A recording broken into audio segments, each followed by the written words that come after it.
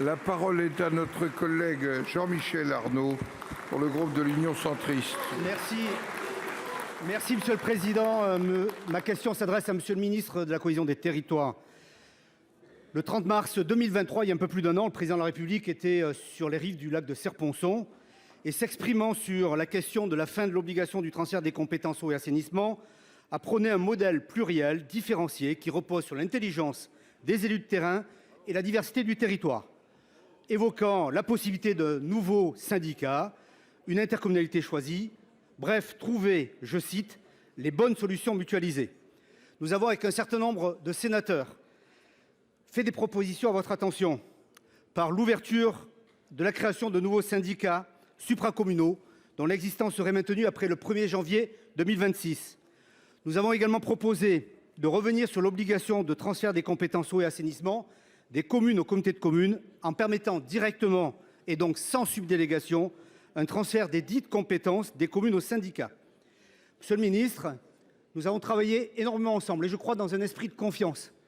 Pouvez-vous aujourd'hui m'indiquer et indiquer à la représentation du Sénat le véhicule que vous souhaitez utiliser pour que nous puissions avancer concrètement dans les toutes prochaines semaines à l'Assemblée nationale, soit par un projet de loi, soit une proposition de loi que vous soutiendrez? J'attends votre réponse.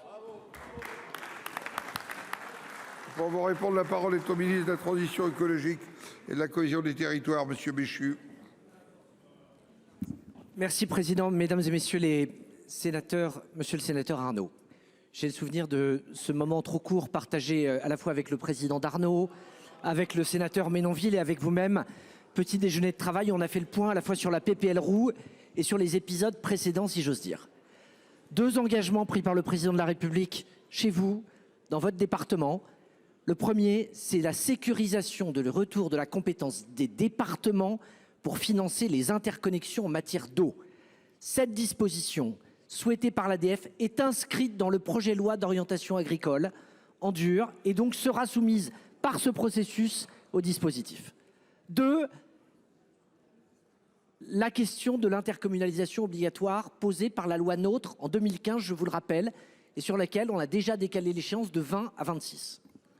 Je vous confirme l'assouplissement qui a été évoqué ce jour-là, et je vous donne quelques précisions sur le calendrier et le véhicule tel que vous l'attendez.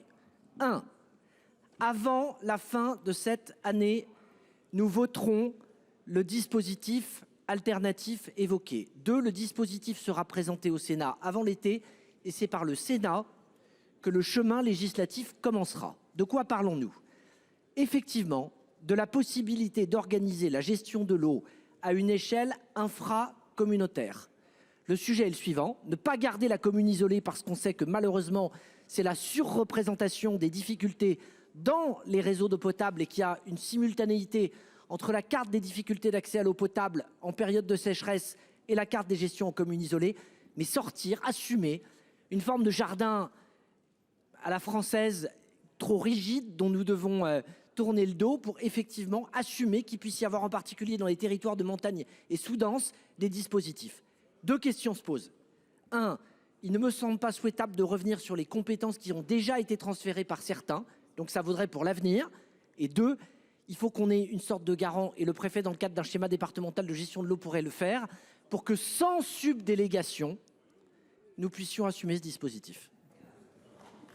Monsieur Arnaud. Monsieur le ministre, il est rare que je le dise aussi clairement. Pour une fois, vous avez été clair.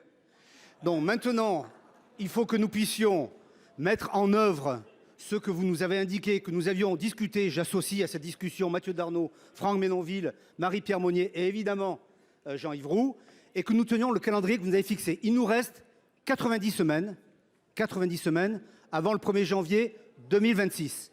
Nous avons donc besoin d'une clarification en direction de toutes les collectivités de France qui sont aujourd'hui en attente d'une solution. Je crois que la solution vers laquelle nous convergeons ensemble est une solution satisfaisante, même si elle ne satisfera pas tout le monde. Et je vous invite à concrétiser ensemble les engagements que vous venez de prendre devant la représentation d'ici. Merci. Merci.